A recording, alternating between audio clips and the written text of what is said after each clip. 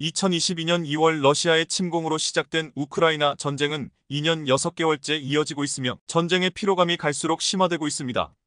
미국 월스트리트 저널은 장기전에 따른 피로 속에서 러시아와 협상해야 한다는 목소리가 우크라이나 내부에서 점점 커지고 있다고 보도했습니다. 미국의 싱크탱크인 카네기 국제평화재단이 발표한 설문조사 결과에 따르면 우크라이나인 응답자의 26%가 전쟁을 끝내기 위해 러시아와 타협해야 한다고 답했습니다. 매체는 여전히 전체 응답자의 70%가 러시아에 맞서 싸워야 한다고 응답했지만 전쟁이 장기화되면서 타협을 원한다는 비율이 점차 높아지고 있다고 전했습니다. 이 조사 결과를 본 해외 네티즌들이 열띤 논쟁을 이어가고 있는데요. 그중 대한민국이 크게 언급되어 화제가 되고 있습니다.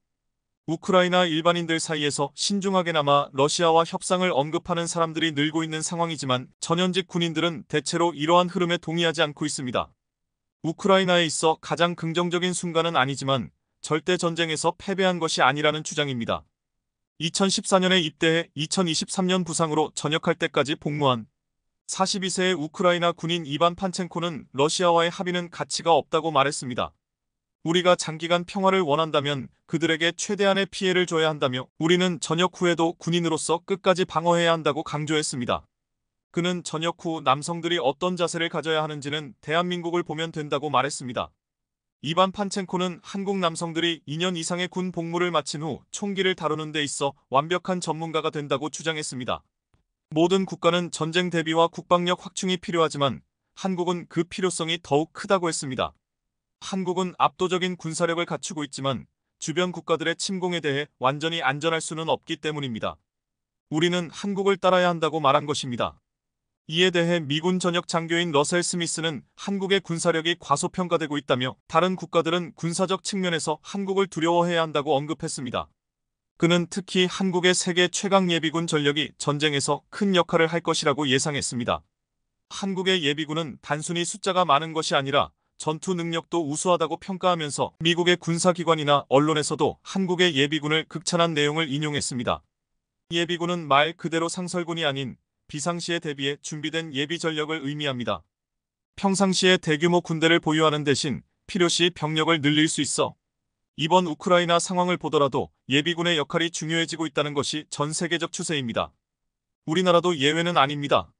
특히 우리나라 예비군이 유명한 이유는 러셀 스미스가 말한 바와 같이 한국에서는 길거리에 지나가는 20세 이상, 60세 이하 남성 중 아무나 붙잡고 총을 주더라도 대다수가 군용 소총을 조작하고 사격할 수 있는 능력을 갖췄다는 점입니다. 비상시에 소집된 예비군 대부분이 기본적으로 명령 체계를 이해하고 이에 따라 사격, 수류탄 투척, 각계전투 진지 구축 등을 바로 수행할 수 있다고 했습니다. 현대전에서는 정규군이 얼마나 명령 체계에 따라 조직적으로 움직일 수 있는지가 승패를 가르는 요인인데 한 국가에서 1000만 명 이상의 남성들이 즉시 무장하고 명령 체계에 따라 조직적인 무력 행위를 할 수 있다는 것은 매우 강력한 요소입니다. 그는 한국에서 길거리에서 남성 11명을 모집해 임무를 부여한다면 이들은 처음에는 귀찮아하며 투덜거리겠지만 이내 서로 통성명을 하고 나이를 물으며 자연스럽게 분대장을 선발할 것이며 그 순간부터 즉시 임무를 수행할 준비가 될 것이라고 말했습니다. 조금 시간이 지나면 선발된 분대장의 지시에 따라 소총수, 의무병, 통신병, 전차병 등으로 역할이 나눠지고 각 병과 출신의 부사관과 고급 부사관, 중위 및 대위 출신의 인원, 운이 좋으면 장성급 출신 전역자도 포함될 수 있는 곳이 바로 한국이라고도 했습니다. 이것은 육군뿐만 아니라 해군과 공군도 마찬가지라고 덧붙였습니다. 그리고 한국에서는 유사시에 함정 승선자나 대기 중인 민항기 조종사가 즉시 함정 전투기나 헬기 수송선 등의 파일럿으로 차출될 수 있다는 점도 놀랍다고 했습니다. 한국의 예비역들은 현역 복무를 통해 각자의 특기 임무를 수행할 능력을 갖추었으며 단순히 소총을 들고 싸우는 것을 넘어 모든 전력을 효율적으로 활용할 수 있는 능력이 탁월합니다. 또한 예비역 중에는 특수전 수행 능력을 가진 인원이 상당히 많다고 하는데요. 이는 만약 전쟁이 일어난다면 화기와 탄약만 보급되면 누구나 시가전에 투입되어 게릴라 작전을 수행할 수 있다는 것을 의미합니다. 실제로 미국에서는 한국의 예비역 때문에 큰 논란이 있었던 사건이 있었습니다. 미국에서는 이들을 루프코리안이라고 부르며 크게 유명해졌죠. LA 폭동은 미국 역사상 최대 규모의 무장 사태였습니다. 총기를 소지한 흑인들의 집단 반발로 도시 전체가 혼란에 빠졌고 약탈과 방화가 이어지며 무법천지가 된 상황에서 중무장한 경찰들은 백인 거주지만 보호하기 시작했습니다. 당시 한인타운에 거주하던 한국인들은 더 이상 경찰을 기다리기를 포기하고 자체적으로 방어력을 조직하기 시작했습니다. 그리고 한인회 소집 이틀 만에 군대 형태의 집단이 탄생했습니다. 그들은 순식간에 진지를 구축하고 방어선을 형성하여 무장하고 각자 진지 체계를 만들어 폭동으로부터 가족들과 이웃의 생명과 재산을 효과적으로 방어했습니다. MBC 뉴스의 헬기가 현장 상황을 보도하기 위해 코리아타운 상공에서 촬영하여 생방송으로 내보냈을 때 이를 본 미국인들은 경외심마저 느꼈다고 합니다. 뉴스에서는 은퇴한 군인이 나와서 한국인들이 만든 방어체계가 얼마나 대단한지 설명했습니다. 저 대공 초소는 단순히 만든 것이 아니라 군대에서 만든 것처럼 정교한 방어시설입니다. 저 대공 초소로 돌진하면 함정에 빠져 총알 세례를 받게 되는 구조입니다. 방송이 나간 후 코리아타운 근처에는 폭도들이 얼씬도 하지 않았다고 합니다. 흑인들 사이에서 코리아타운 근처로 가면 흔적도 없이 죽는다는 소문이 돌았기 때문입니다. 그럼에도 불구하고 한국 예비군들이 훈련 기간이 짧다는 이유로 과소평가되는 경우가 있는데요. 과거 국군의 수준이 여러모로 뒤처졌던 베트남전에서 그 말이 틀렸다는 것이 입증되었습니다. 한국군 파병부대가 통상 미국 정규군보다 평균적으로 우수한 활약을 펼쳤다는 사실이 증명되어 한국인들이 타고난 전투 민족이라는 것을 보여주었기 때문입니다. 베트남전 당시 한국군의 활약을 담은 기록 영화에는 대한민국 해병대보다 더 두려운 전사는 없다고 기록되어 있습니다. 한국군은 베트남군을 에밀 게런드와 브라우닝 M1919 기관총으로 제압했습니다. 그들의 체력보다 더 무서운 것은 정신력이라는 평가를 받으며 한국군의 대단함을 칭찬했습니다. 러셀 스미스는 한국 예비군을 보며 왜 유독 한국 예비군의 전투 능력이 뛰어난지에 대해 연구해 보았다고 합니다. 그것은 바로 한국인만의 독특한 성향 때문이라고 합니다. 한국인은 특히 사회 규범을 잘 따르는 특성을 가지고 있다는 것입니다.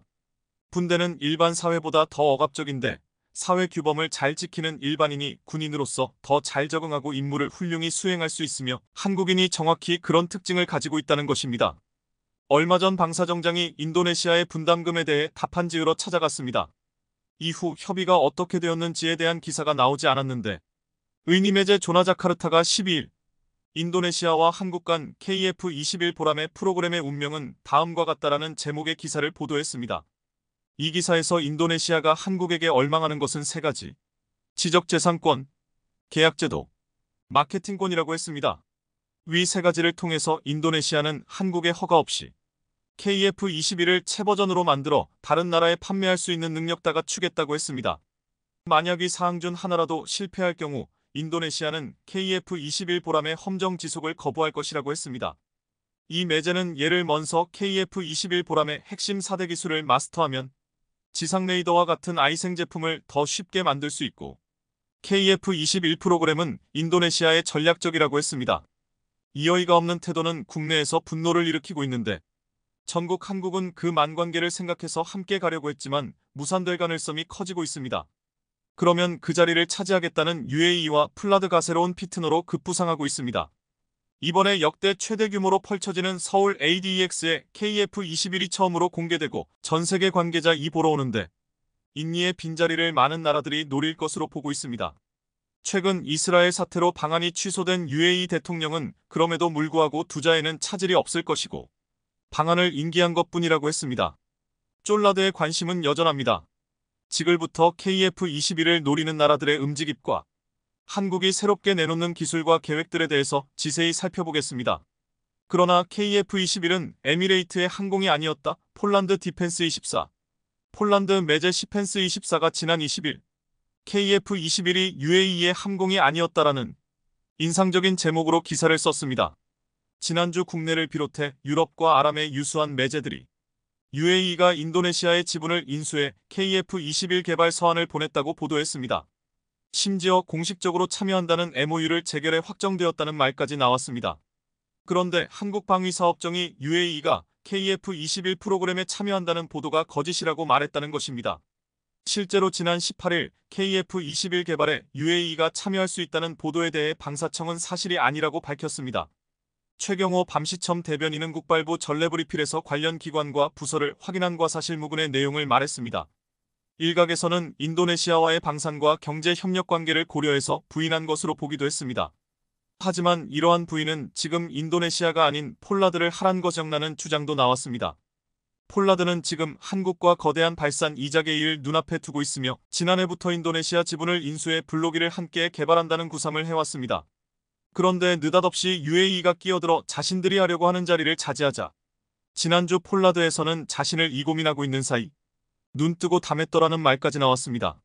그런데 지급 발사처리 UAE와의 참여가 사실무근이라고 밝히자 폴라드에서는 길자리 반기는 분위기입니다.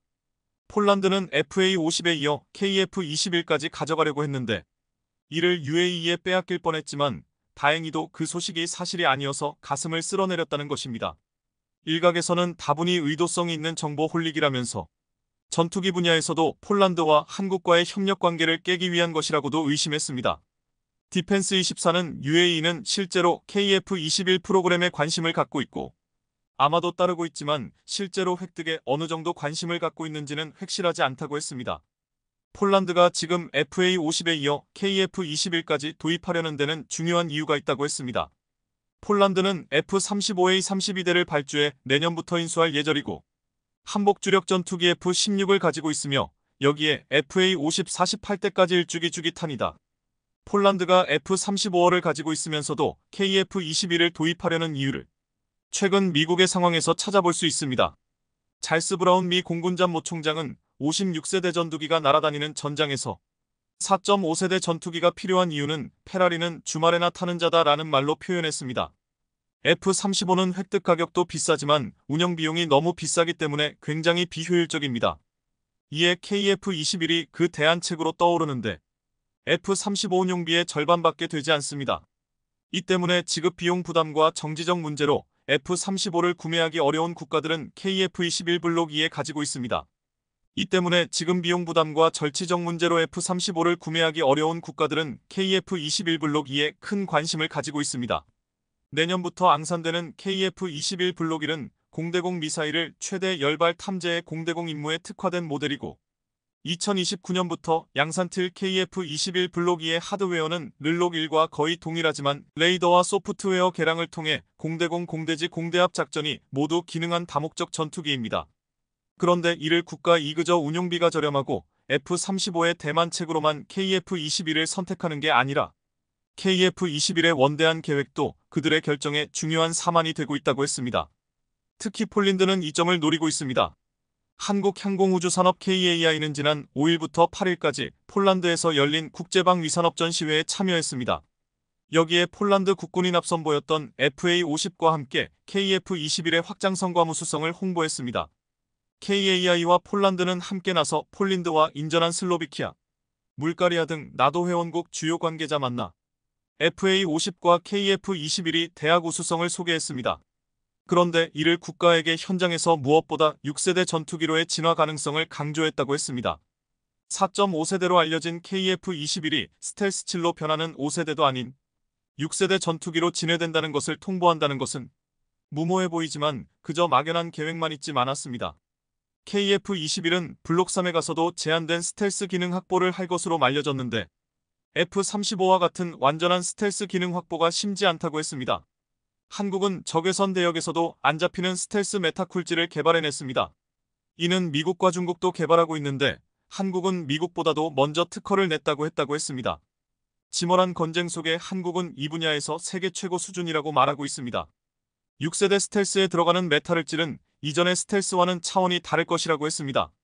메타물질은 해리포터의 마법 망토를 구현할 물질로 알려져 있는데 망도에 메타물질을 입히면 빛이 정상적으로 반사되지 않고 망도 뒤의 사물에만 반사되기 때문에 사람의 눈에는 망토가 보이지 않게 됩니다. 이를 전투기에 입혀 마법 망토처럼 만든다는 것입니다. 레이더가 전투기 위치를 파악하는 방법은 사방으로 전파 발사해 전투기와 충돌한 뒤 반사돼 돌아오면 이름 인식해 전적두기의 위치를 파악합니다. 하지만 메타물질을 스텔스에 적으라면 레이더가 쓴 전파가 전투기에 출돌한 뒤 반사되지 않고 오히려 전투기에 흡수되어 돌아오지 않기 때문에 전투기의 위치를 파악할 수 없습니다. 지금 F-20이나 F-35에 적용된 스텔스 기능은 전파를 여러 방향으로 분산하는 방식이지만 메타물질을 적용한 스텔스 기술은 이보다 한층 더 진보된 것으로 전파를 흡수해버려 전파는 물론이고 소리나 빛까지 속일 수 있다고 했습니다. 한국은 지금 이 기술을 6세대 전투기에 넘어 완벽한 스텔스기 만들겠다는 것입니다. 한국은 게다가 KF-21 6세대에 들어갈 국산 엔진과 무인기 등까지 개발하고 있어 지금 계획대로라면 당장은 효율적인 4.5세대를 사는 것 같지만 세계 최고 수준의 6세대 전투기로 업그레이드 가능한 전투기를 사는 것과 같다는 것입니다. 지난 19일 플라드 부하슈자크 국발장관은 FA-50 전투기 2대를 단제한 화굴기가 바르샤바에 도착했다고 알렸습니다. FA-50은 지난 7월에 첫 인도가 되어 현재까지 층6대가 인도되었습니다. 해말까지 12대가 인도된다고 하는데 현재 배송 속도를 보면 가능하다고 보고 있습니다. KAI는 폴란드를 유럽 시장 공략의 거점으로 살고 싶어 하는데 목표는 폴란드를 통해 FA-50을 구입하는 나라들에게 KF-21 도입까지 갈 수 있게 만드는 것입니다. 유럽에서는 폴란드가 거점이 된다면 아시아에서는 지금 말레이시아가 중요한 역할을 할 수 있다고 보고 있습니다. 말레이시아 매체 아스트로 이완이는 FA-50의 도입은 주권 수호에 대한 정부의 진지함을 보여준다고 말했습니다. 말레이시아는 2023년 세계 군사력 지수에서 아세안 11개국 인도네시아, 베트남, 태국, 싱가포르, 필리핀, 미얀마에 이어 7위에 물거하지만 이제 군사력 개발에 진지하게 착수하기 시작했다고 말했습니다. 그 첫 번째가 KAI의 FA-50 블록 20을 사기로 결정한 것이라며 중국 전투기가 아닌 한국산 전투기를 선대한 것에 대해 큰 의미를 부여했습니다. 한국산 전투기는 중국산에 비해 품질과 신뢰성이 높고 동맹국과의 호환성 및 비용과 교육 패키지가 탁월하다고 말했습니다. 이제 말레이시아는 신험 FA-50으로 동남아시아에서 가장 감격한 대공방어력을 갖춘 나라가 된다며 어떤 위협에도 더 빠르고 효과적으로 대응할 수 있는 기술적, 전술적 영접을 갖게 되었다고 했습니다. 말레이시아는 FA-50의 구입으로 KF-21까지 도입할 가능성이 커졌고 비용들의 문제로 스텔스기를 가질 수 없는 동남아시아 국가들은 KF-21에 눈을 돌릴 수밖에 없을 것이라고 했습니다. KAI의 강구영 사장은 앞으로 KF-21이 5세대, 6세대 유무인 복합체계까지 갈 수 있다며 확장성을 봤을 때 앞으로 30년, 50년, 60년 심지어 100년까지 쓸 수 있다고 했습니다. 또한 KF-21이 나오는 2030년대 중반에는 경쟁 기종이 없다면서 6세대로 가기 때문에 4.5세대는 KF-21밖에 없어 국가에서 꿈틀 갖고 세일즈 해야 한다라고 말했습니다. 처음부터 한국은 KF-21을 만들 때 수출료로 만들었고 스탠스 기능까지 할 수 있게 준비해 놓았습니다. KF-21개발집은 항공기는 초창기 연계 개념에 들어있지 않았는데 중간에 개발하다 이것저것 본이면 붙어가질 수밖에 없다며 그래서 KF-21부터 그런 부분들은 유예두고 살게 했다고 말했습니다.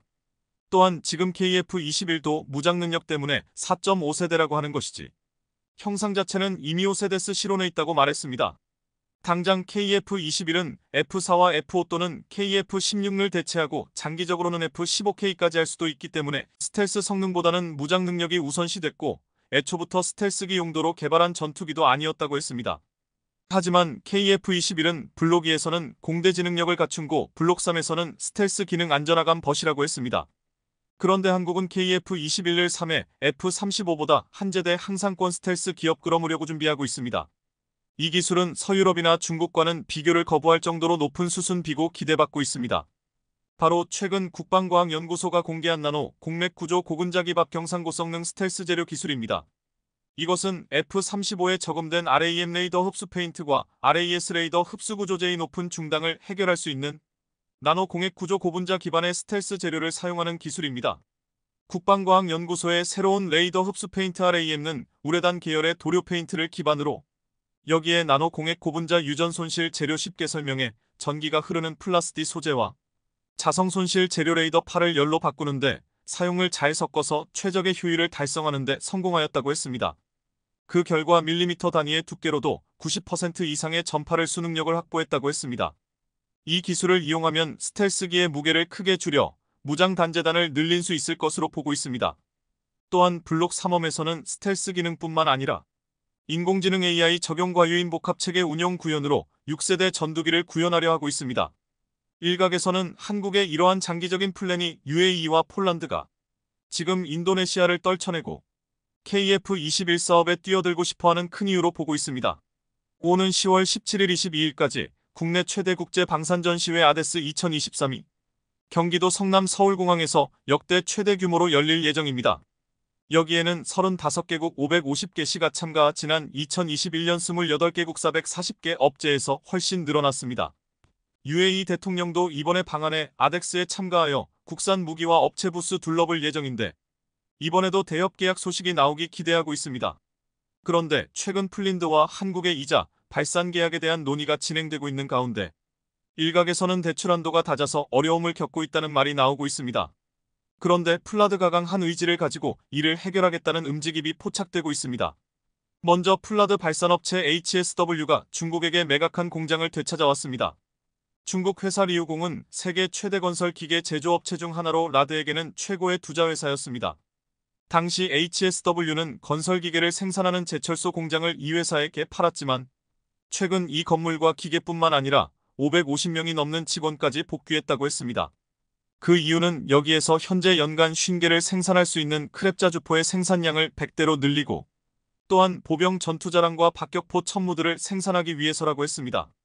즉 한국에게서 도입한 무기를 대량 생산해야 하니까 이제는 중국 회사에게 공장을 비워달라는 말이었습니다. 또한 지난 4일 폴란드 정부가 예산을 넘어 국방을 위해 수십억 달러를 차입할 예정이라고 보도되었습니다. 폴란드는 지금 한국과 방산이자 계약을 하면서 대출 한도 때문에 꼴머리를 앓고 있는데 수십억의 달러를 자입할 수 있는 기급 재정 계획을 제출해 승인받겠다는 것입니다. 이것은 한국의 은행에게 대출 금액을 늘 넣어달라는 요구를 접고 이제는 자신들이 기급을 직접 마련하겠다는 것이었습니다. 지금 폴란드는 이렇게 한국산 무기 도입과 생산에 대한 준비를 빠르게 해나가고 있습니다. 폴란드 매체 WP테크는 지난달 28일 특이한 수정을 거친 폴란드 크랩 자주포가 우크라이나에서 처음 발견되리라는 제목으로 나온 사진을 게재했습니다. 우크라이나인 러시아 가미카제 드론에 맞서 폴란드 크렌 곡사포의 보호를 강화하기 위한 조지 취하기로 결정했다며 사진에서 보이듯이 포탑을 보호하도록 간접 케이지가 설치되어 있었습니다. 이 매체는 크랩 자주포가 전장에서 맹활약을 하자 러시아군의 최우선 표적 중 하나가 되었는데 러시아군은 오로지 크랩 자주포를 노리고 있는 상황이라고 했습니다. 그 이유는 우크라이나인이 계속해서 그들에게 크랩 자주포로 큰 손실을 입혔기 때문이었습니다. 크랩 자주포는 우크라이나에서 폴란드군 히트작으로 언급되는 무기라고 했습니다.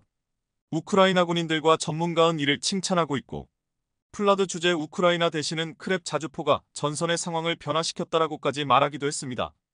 이 매체는 러시아인들이 크랩을 그토록 미워하는 이유라는 소제목을 닫고 크랩 자주포는 개별 러시아 부대뿐만 아니라 때로는 전제 박격포 정착지를 제거하는 것을 가능하게 했다라고 했습니다.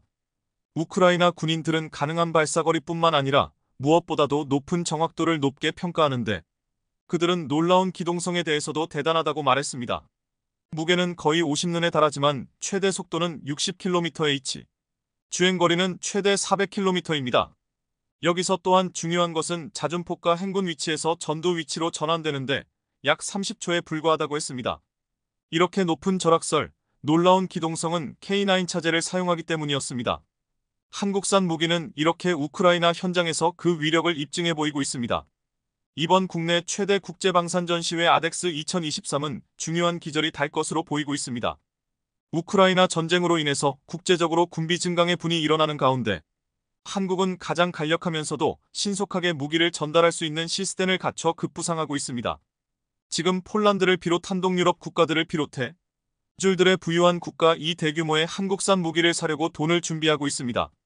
지난 국군의 날 군사 퍼레이드에 LSAM과 현문들 한국협 삼축제계 가처선을 보인다고 해서 근 주목을 받았습니다. 그런데 많은 이들 이 엄청 기대했던 현무호가 모습을 드러내지 만학은 아쉬움을 주었습니다.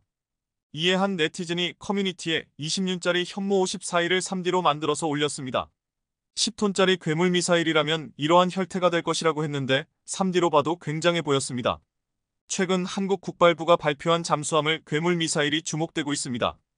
국방과학연구소가 잡수합 신협 시스템에 탑재되는 미사일 무게가 최소 10톤이 될 것으로 예상되는데 이것은 재래식단 두 중 가장 무겁고 현무사보다 크기가 큰 현무호 탄도미사일의 SLBM 버전일 가능성이 높다고 추측되고 있습니다. 또한 ESLBM은 캡슐화되어 있다면 100m 깊이에서도 발사가 가능할 것으로 예측되었습니다. 한국 하군의 초신 3000톤급 이상 KSS-III 환장을 위한 이새롭고 강력한 SLBM 과정교환 발사 시스템 개발은 대한민국이 세계의 펄화와 균열을 확보하게 할 것이라고 말하고 있습니다. 이 괴물 미사일이라 불리는 현무호 탄도미사일은 올해부터 대량 암산되어 실전 배치될 것으로 알려져 있습니다. 3일 정부 고위 관계자에 따르면 현무호는 올해 초부터 시험 발사를 거쳐 개발이 마무리되었으며 올해 말부터 암산에 돌입한다고 했습니다. 이 관계자는 한화에어로스페이스 보훈공장에서 올해 말부터 연간 최대 70여 발을 생산할 수 있을 것으로 보고 있다고 말했습니다. 우리 군은 미사일 사령부 예하부대에 최대 200여 발을 배지한다는 계획인데 현무호는 미사일 사령부 탄도미사일 여단 예하부대인 1200대 대대 등에 배지될 것으로 보이고 있습니다. 또한 해군이 보유 예정인 합동화력함에도 현무호를 장착할 예정입니다. 그런데 지난달 서울 국방 컨벤션 국방 무주영사일 전략 폴업에서 일만양탄이라는 놀라운 전략이 나왔습니다.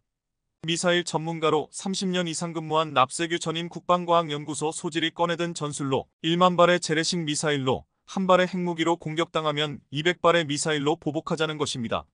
날세규 소장은 미국이 신제로 북한을 겨날해 SLBM이나 ICBM을 사용하지 않을 기능성이 크고 미본도에서 폭격기가 출격해 반나점은 지나야 전술핵 폭탄을 투하할 수 있기에 북한이 핵폭격을 받기 전에 또다시 이자핵 공격을 할 수 있다고 설명했습니다. 그 전에 항공기 보복 공격을 해야 한다는 것인데 핵무기에 비해 비핵무기는 파괴력이 매우 낮지만 이것을 숫자로 해결할 수 있다고 했습니다. 북한이 전술핵 11박 10K 위덕을 따보목으로 초대형 탄두팀도 미사일 20발이 필요하고 북한이 수소단 한 발 300K 위터를 발사할 때 초대형 탄도 미사일 200발로 보록하며 그에 상용하는 피해를 입힐 수 있다는 것입니다. 일만항단 계획이 성공하면 북한이 서둘에 대한 전술핵 공격에 성공해도 비례적 대응이 가능하다고 했습니다. 이들 주장한 남세규 소장은 전직 ADD 소장이었고 국방과학연구소에서 미사일 핵이 합법적 과격력이 대단했기에 지금 이러한 전략을 우리 군이 가지고 있는 게 아니냐고 추측하고 있습니다. 그동안 적국의 핵무기 보유에 대한 억지력 확보는 무조건 핵무기 보유였지만 지금 현재 핵무기를 기질 수 없는 상황이기에 한국은 전례가 없는 시도를 하려는 것이라고 했습니다. 사실상 제2자 세계대전에서는 일본에 떨어진 두 발의 핵폭탄보다 더 무서운 폭격이 있었습니다. 미국과 얼국이 독일 드레스덴에 3일 동안 3,000톤 이상의 폭격을 한 것과 도쿄 대공습에서 미국은 2,400론 이상의 폭격으로 초토화시켰습니다. 한국은 핵무기 단 한 발로 할 수 없다면 동시에 수백 발로 공격해 그에 상응하는 대응을 하겠다는 것입니다. 한국은 핵무기를 만들 수 없기에 지금 미사일 기술의 모든 것을 건 상태입니다. 한국은 전투기에서 쏘는 신엄 공대함 유도단 LL을 개발하고 있습니다. 골골 말사초를 쏜 미시일에는 두 가지 탄두 선택이 가능해 디아미사인도 입문에 따라 질부 분야 교체할 수 있습니다. 또한 국방과학연구소는 더티드 램제트 엔진을 사용하는 장거리 공대공 미사일을 개발하고 있습니다. 장거리 공대공 미사일의 직경은 약 200mm로 AIM-120AMRAAM보다 크고 AIM-7 스페로와 가갈다고 했습니다. 내년에 처음 양산되는 KF-21블록1은 영국의 미사일 EMBDA 미사 미사일이 채용될 것으로 예상되며 KF-21을 특 II 이후 모델에는 한국 의장거리 더티드랩제드 공대공 미사일이 채용될 것으로 예상되고 있습니다. 또한 잠공지 II, 천룡으로 불리는 공증말사 장거리 순환미사일 ALCM 개발이 순조 배진행되고 있습니다. 이기에 한화와 KAI는 KF-21용 공중발사 타도미사일 ALBM도 개발하고 있습니다. 최근 국방계획은 전역력에 대한 실시간 타격을 강조하고 있어 한국형 독침 전략에 더욱 높여가고 있습니다. 그런데 일각에서는 한국이 조만간의 핵잡수함에 이어 핵무기까지 만들 수도 있다는 말을 조심스럽게 꺼내고 있습니다. 지난 4일 미국 시카고 국제문제협의회 CCJ는 지난달 718일 성인 3,242명 대상으로 조사한 여론조사 결과를 공개했습니다. 북한이 한국을 침공할 시 미군이 한국을 방어해야 하냐라는 질문이었습니다. 여기서 미군이 한국을 방어해야 한다고 응답한 비율은 50%였고 49%가 반대했습니다. 지난해 63%가 찬성했지만 1년 만에 큰 폭으로 하락한 것입니다. 이렇게 낮아진 이유가 공화당 지지층에서 부정적인 여론이 커졌기 때문입니다. 바이든의 민주당은 한국이 핵 개발을 하지 말고 미국이 지켜주겠다는 말을 하고 있으나 과거 트럼프가 지휘했던 공화당은 미국이 왜 지켜주냐며 한국이 스스로 지키라고 말하며 주한미군 절수까지 거론하고 미국에게 근 먹가들짐을 하라고 했습니다. 그런데 최근 놀라운 보도가 나와 미국 사회를 술렁이게 했습니다. 내년 11월 미국 대선에서 트럼프 전 미국 대통령이 바이든 대통령을 10% 가까이 이기는 여론조사 결과가 나왔습니다. 위싱턴 포스트지는 ABC 방송과 공동으로 지난달 1520일 전국의 유권자 1,006명을 대상으로 여론조사를 실시한 결과 트럼프 전 대통령 지지들은 51%, 바이든 대통령은 4,276을 기록해 두 후보긴 차이가 9%포인트를 기록했다고 전했습니다. 지금 분위기라면 트럼프가 재집감을 할 수도 있다는 것인데 트럼프가 다시 진권하면 정말로 곰에 한국의 핵 개발을 희혹하겠다는 말을 실에게 옴할 수도 있다고 보도 있습니다. 뉴욕타임즈는 한국이 핵탄두 4,300개 이상을 제조할 수 있는 능력과 해물질을 갖고 있다고 말하며 우리나라가 24개월 자료에서 나오는 제저리 물질에서 핵탄두 제조에 사용하는 방대한 아래 플루도움을 추출할 수 있고 6개월 안에 핵무기를 만들 수 있다고 단언했습니다. 또한 경주에 건설 중인 소험 원자로는 앞으로 핵잡수함 개발음으로 쓰일 것이라고도 했습니다. 과거 트럼프 정권은 한국에게 탄투 중광과 미사일 사거리 제한을 풀어주었고 고체연료 사용 제한까지 풀어주었습니다. 만약에 집권이 더 이어졌다면 핵잘수함까지 한국은 만들 수 있을 것으로 보았습니다. 최근 북러 간의 밀착과 북한의 핵공격을 잘수함 개발들 한반도의 안보 상황이 악화되고 있습니다. 한국은 한미들맹 강화로 맞서고 있으나 미국의 핵우산에 대한 의구심은 여전합니다. 국내에서는 독자 핵무장에 찬성하는 여론이 60%가 넘어가고 있습니다.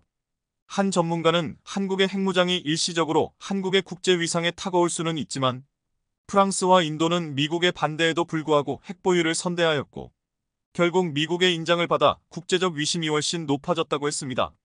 이에 한국도 지금 핵무기를 만들 준비를 해놓아야 한다고 주장했습니다. 많은 이들은 한국이 미국에 개만 의존할 수 없다며 일만양단 전략을 구현하는 동시에 핵무기 개발도 준비해야 한다고 말하고 있습니다. 한국은 그동안 무기 개발에 전력을 다하며 폴란드를 비롯한 전 세계에 무기를 수출하고 있고 스스로를 지킬 수 있는 더 강력한 미사일을 준비해가고 있습니다. 작게 5015가 무너졌습니다. 작전계획 5015란 유사시 해병대의 상륙전을 시작으로 한, 즉 북한과의 전면전에 대비한 군사작전 계획이라 할 수 있는데요. 이 계획이 폐기된 주된 이유 중 하나는 미 해병대의 전투 교리 변화 때문입니다. 인천 상륙작전 당시 유엔군과 한국군의 사상자는 2,500명, 전사자는 500명이나 되었는데요. 이렇게 전통적인 상륙작전은 너무도 많은 물자와 인명피해가 수반되기에 미래전에서는 더는 시도조차 할 수 없게 되었습니다.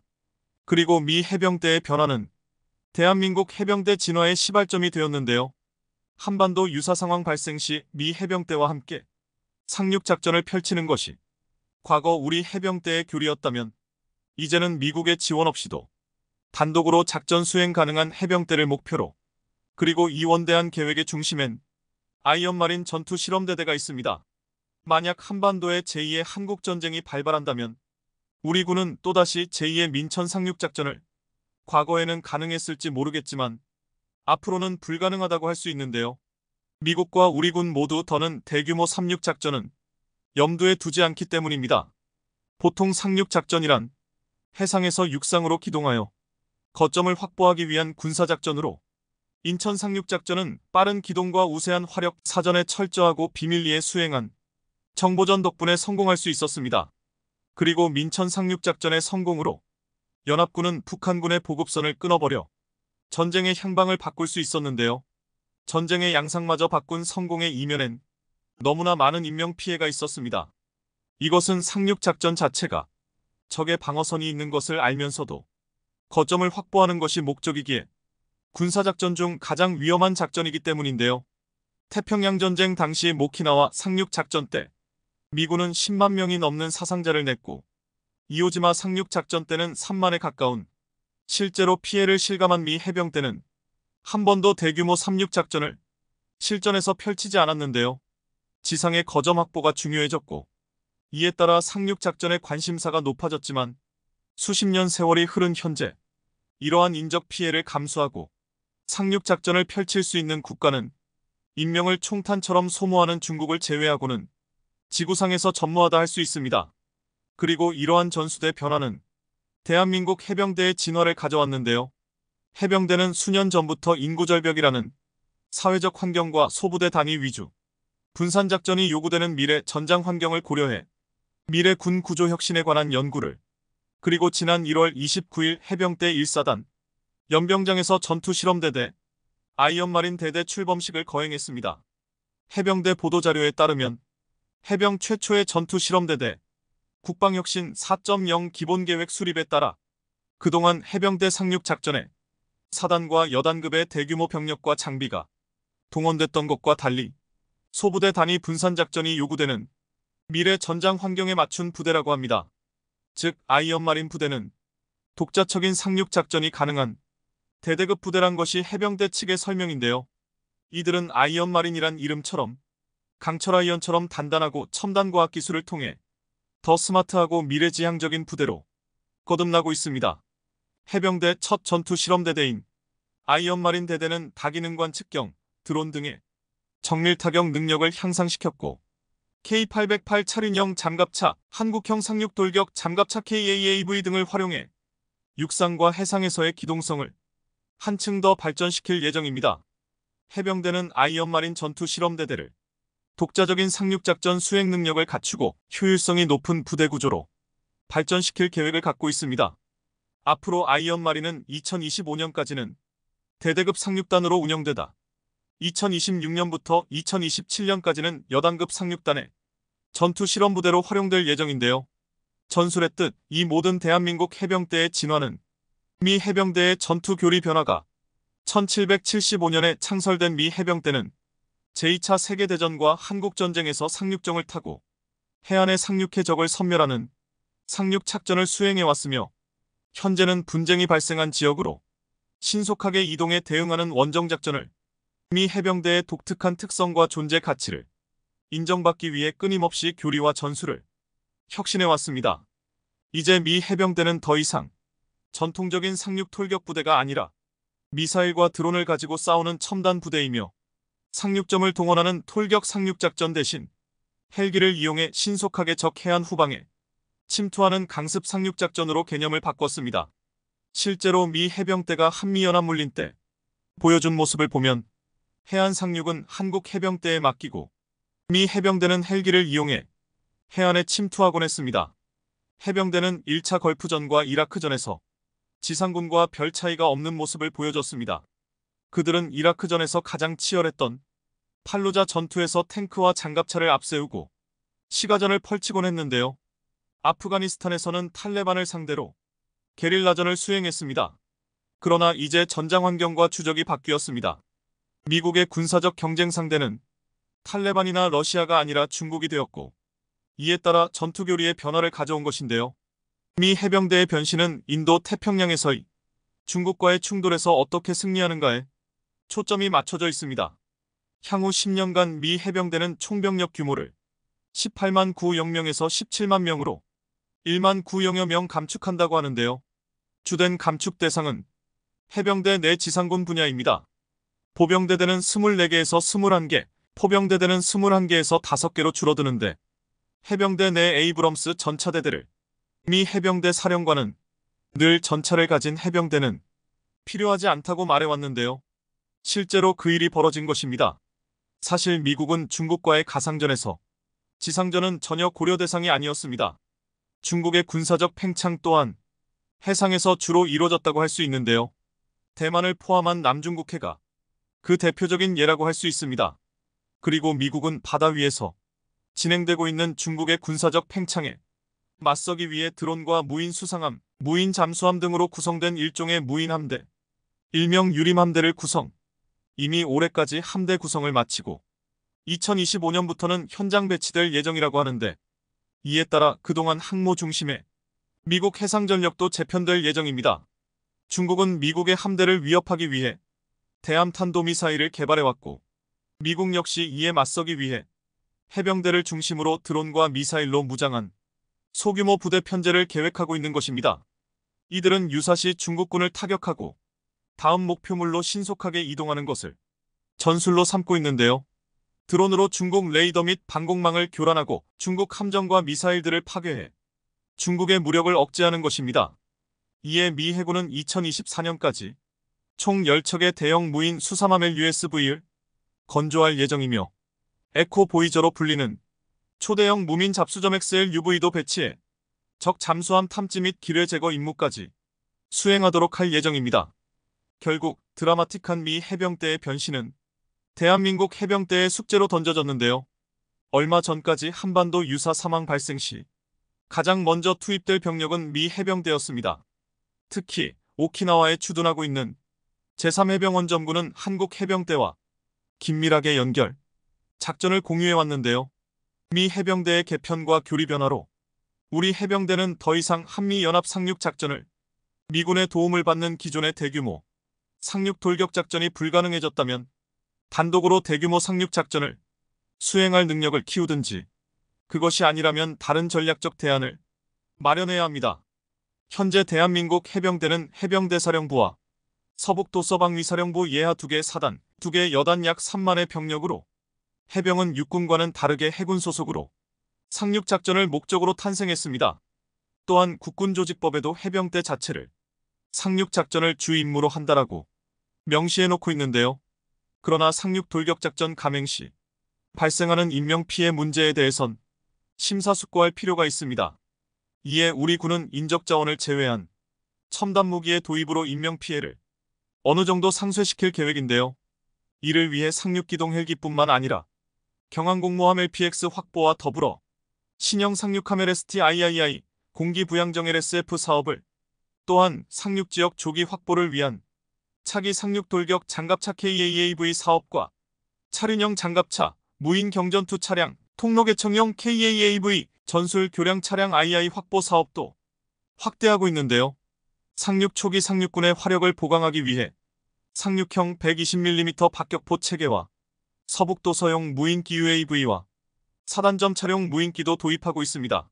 미군의 경우 전 세계를 대상으로 대형 함정을 필요로 했지만 현재 대한민국 해병대는 북한이라는 특정 지역의 상륙만을 고려하고 있습니다.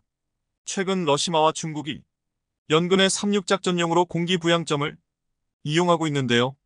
우리 군 역시 이 부분까지 고려, 벤치마킹을 진행 중입니다. 그동안 대한민국 해병대는 미 해병대의 그늘에 가려져 지역방어부대란 오해를 미군의 경우 해외 파병 시 해병대가 그 선봉을 맡아왔지만 대한민국에선 포함의 해병 1사단을 제외한 대부분 해병대가 지역을 방어하는 붙박이 부대였기 때문입니다. 해병 6여단은 백령도를 방어하는 것을, 해병 2사단은 김포반도 등 서울 서부 지역을 방어하는 사실상 지상군 역할을 수행해왔는데요.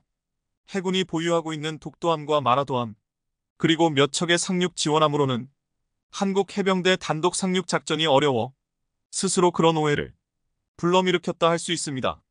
아무리 상륙 돌격 작전이 대규모 인명 피해 가능성을 수반하는 위험한 작전이라고 해도 할 줄 아는 것과 모르는 것에는 또한 상륙 작전이 아니더라도 국가전략기동부대가 되려면 특정 지역 방어부대가 되어선 안 될 텐데요. 대한민국 해병대는 유사시 북한군에 타격을 줄 수 있는 강력한 전력을 보유해야 하며 이번에 창설된 해병대 내 전투실험대대 아이언마린 역시 그 면장선이라 할 수 있습니다. 한마디로 대규모 상륙 작전이 어렵다면 더 빠르고 더 강력한 소수 정예병력으로 북한을 상대하겠다는 것인데요. 이렇게 해병대는 첨단 무기의 조합과 획기적인 조직 개편을 통해 미래 작전을 선도하는 선봉군으로서 역할을 꾀하고 있습니다. 상륙작전의 중요성은 몇 번을 말해도 부족합니다. 상륙작전은 불리한 전황을 뒤집을 수 있는 유일한 작전입니다. 이름 그대로 해변 지역에 상륙하여 적의 영토에 대한 공격 또는 점령을 목표로 하는 작전인 상륙작전은 적의 핵심 전략 거점으로 이동시킬 수 있기 때문에 대단히 치명적입니다. 그러나 그 과정만큼은 절대 단순하지가 않습니다. 사전에 상황 정보를 수집하고 정확한 정보를 얻기 위한 정찰 작업이 필수적입니다. 이는 적의 방어체계, 지형, 날씨 조건, 해상교통로 등을 전부 포함하는데요. 그리고 이를 통해 적의 방어시설, 지형, 상륙 후의 작전 목표 등을 고려하여 최적의 위치를 선택합니다.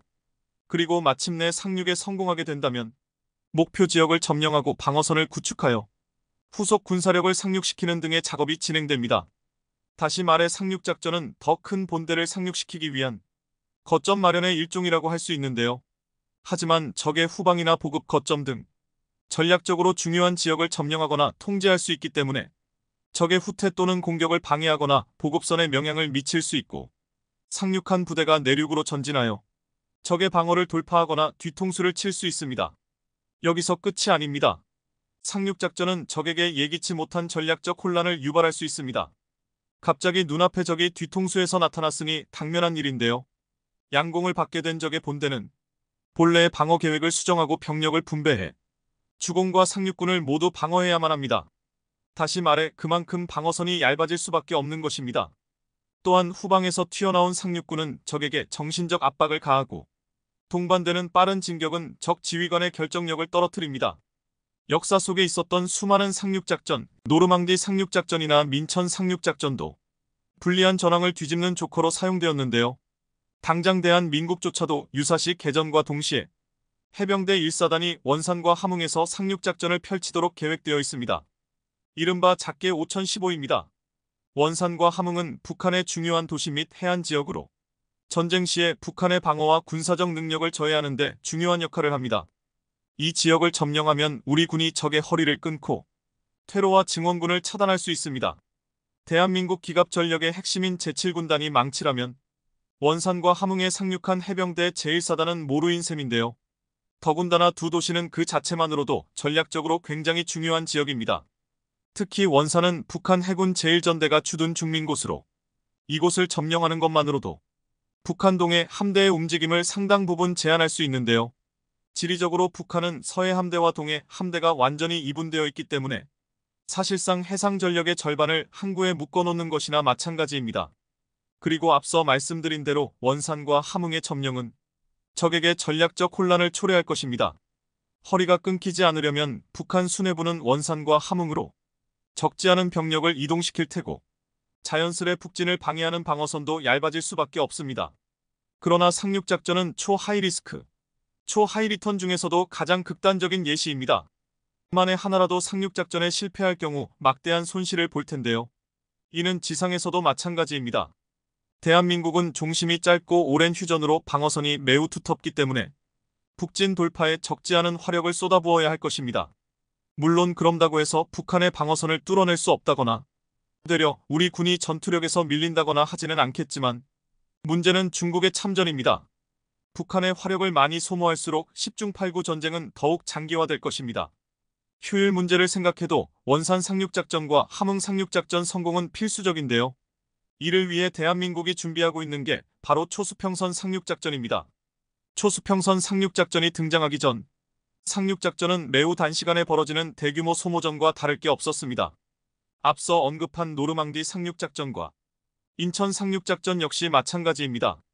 상륙 개시 당일에만 연합군 측에서 최소 10명에 달하는 사상자가 발생했고 독일 측에서도 490명의 사상자가 발생한 것으로 추정됩니다. 제2차 세계대전의 전환점을 만든 세기의 작전이었지만 정작 상륙작전 당일의 피해 규모는 연합군이 더 컸던 것입니다. 상륙작전은 기본적으로 공세작전이기 때문에 엄청난 소모를 동반합니다. 그나마 민천 상륙작전의 경우가 특이한 케이스인데 그럼에도 불구하고 유엔군 측에서만 200명 이상이 목숨을 잃었고 공산군 측에서는 1350명 이상이 전사했습니다. 초수평선 상륙작전은 바다에서 육지로 올라가는 대명제 속에서 최대한 병력의 피해 규모를 줄이기 위해 새롭게 만들어진 작전 개념인데요.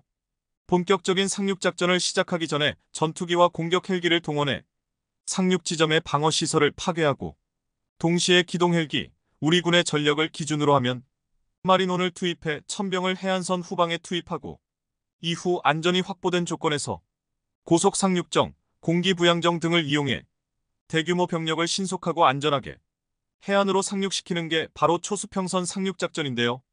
우리 군에서 항공모함이나 해상 공격 헬기를 다량으로 보유하고자 하는 이유도 공중 전력이 많을수록 상륙 지점의 안전을 확보하는데 유리하기 때문입니다. 일례로 초수평선 상륙작전의 개념을 처음으로 제시한 미국의 경우 해상 상륙 전력보다 공중 상륙 전력의 비율을 2배 더 많이 배정하기도 했습니다. 실제로 미 해병대는 F-35B만 80대 이상을 보유하고 각종 함재기만 400여 대 이상을 보유하고 있는데요. 미국이 항상 마음에 드는 행동만 하는 건 아니지만 유사시 우리 편이었을 때 가장 든든한 나라인 것은 틀림없습니다. 그런데 문제는 상륙작전을 수행할 수 있는 게 우리만은 아니라는 것입니다. 미국에 이어 세계 2위였던 대한민국의 해병대는 최근 중국 해군 육전대의 급격한 확장에 그 자리를 빼앗겼습니다. 당초 1만 명을 넘지 못했던 중국 육전대는 2017년 이후 4만 명 이상으로 급격하게 몸집을 불렸습니다. 중국은 최대 10만 명까지 육전대 규모를 확대할 예정인데요. 이는 2만 9천 명 선민 대한민국 해병대의 3배가 넘는 규모입니다. 이는 단순한 규모 차이를 떠나 대한 민국의 실질적인 위협이기도 한데요. 중국은 산둥반도의 육군 제26집단군 제77여단, 칭다오 해양방어연대를 육전대 제5여단과 제6여단으로 재편해 북부전구로 배치했습니다. 만약 두 번째 한국전쟁이 발발한다면 그 즉시 한반도로 투입될 상륙 전력들인데요. 이른바 역상륙작전입니다. 역상륙작전은 적 상륙군이 점령한 해안이나 항만에 역으로 상륙하여 적의 후방을 교란하는 작전인데요. 상륙작전은 필연적으로 보급 거점의 역할도 겸하는 데다 상대적으로 전방보다 방어선이 얇을 가능성이 높습니다. 게다가 꼭 역상륙작전이 아니라 하더라도 대한민국의 국토 자체가 상륙작전에 취약해질 수 있는 건 매 한 가지입니다. 대한민국이 중국의 상륙 위험에 대응하려면 부족한 병력 규모를 메울 수 있는 새로운 작전이 필요한데요. 미국은 이를 위해 포스 디자인 2030을 통해 새로운 전략 체계를 제시하고 있습니다. 흥미로운 건 더 강력한 해병대를 추구하면서도 병력을 늘리는 게 아니라 되려 감축하고 있다는 건데요. 심지어 가장 처음 한 일은 상륙작전과 신속한 전개에 초점을 맞춘 기존 부대 구조를 완전히 갈아엎어버렸다는 것입니다. 오히려 중국의 확장 개념을 거꾸로 뒤집은 수준인데요. 미국이 깨달은 건 상륙이 중요한 게 아니라 병사들의 생존이 중요하다는 것이었습니다. 그리고 이를 위해 하이마스가 포함된 다연장 로켓과 미사일 부대를 3배 가까이 늘렸습니다. 기존의 상륙작전이 돌파에 방점이 찍혀 있었다면 새로운 상륙작전은 원거리 공격에 중점이 맞춰져 있는데요. 상륙이 가능할 정도로 방어가 취약한 곳에 한정적으로 가능했다면 이제는 어디든 원하는 곳에 상륙이 가능해질 전망입니다. 쉽게 말해 적의 방어가 강력해서 상륙이 어렵다면 적의 방어를 약하게 만들면 그만이라는 것입니다. 그리고 한 가지 더 무인 전력이 추가되기 시작했습니다. 일례로 미 해병대가 개발 중인 소형 무인 보급선의 경우 스스로 항구에 접안하고 보급을 운반할 수 있습니다. 이를 이용하면 항로를 이용해 섬에 고립된 해병내나 전방 부대에도 무제한으로 물자를 공급할 수 있는데요. 중국에 대항해 남중국해의 수많은 섬을 효율적으로 점령하기 위한 방법이지만 역상륙작전의 위험 속에서도 인명 손실 위험 없이 밤낮을 가리지 않고 작전에 투입할 수 있습니다. 또 스피어헤드급 원정 고속 수송함을 무인으로 운용하는 실험도 진행 중인데요. 함정의 규모는 500톤 규모로 작지만 해병대 1개 대대가 탑승할 수 있고 시속 65km의 빠른 속도로 운항할 수 있습니다. 이는 웬만한 구축함보다 훨씬 빠른 속도인데요. 게다가 독특한 구조 덕분에 항구가 따로 필요하지도 않습니다. 전반적으로 미 해병대의 새로운 상륙작전은 세 가지로 요약할 수 있는데요. 바로 소분화, 신속화 그리고 상시화입니다. 이제 미 해병대의 상륙작전은 과거처럼 대규모로 움직이지 않고 대대급으로 움직이며 덕분에 적이 대응하기 어려울 정도의 빠른 속도로 기동합니다. 그리고 동시에 무인화 전력을 이용해 24시간 언제든 작전을 수행할 수 있게 되었는데요. 오죽하면 방어를 위한 대한미사일 시스템조차 무인화를 이루고 있습니다. 일명 해병대 원정선박 차단 시스템 네메시스입니다. JLTV에 대한미사일을 탑재한 NMESIS는 아예 운전석조차 없이 리모컨으로 차량을 조종하거나 병사를 자동으로 추종합니다. 그러면서 사거리는 무려 185km에 달하는데요. 인력이 필요하지 않은 대한미사일은 적의 상륙작전을 근본부터 차단합니다. 역상륙작전이 힘을 발휘하는 이유는 낌새만 보여도 아군 상륙군이 병력을 이동할 수 없다는 데서 기인합니다. 상륙작전이 모루의 역할을 수행할 수 없게 만드는 것입니다. 그러나 소분화되어 동시다발적으로 작전을 수행하고 무인화 전력을 이용해 24시간 해안을 감시하는 상륙군은 아무리 병력을 많이 동원하더라도 대응하기 어려울 텐데요. 대한민국 또한 전략 거점을 점령한다는 이유로 소모전을 감내하지 않으려면 미국이 제시한 새로운 상륙작전을 연구해야 할 것입니다. 이제 미래의 전장은 얼마나 똑똑하게 싸우느냐가 전쟁의 승패를 결정지을 것입니다.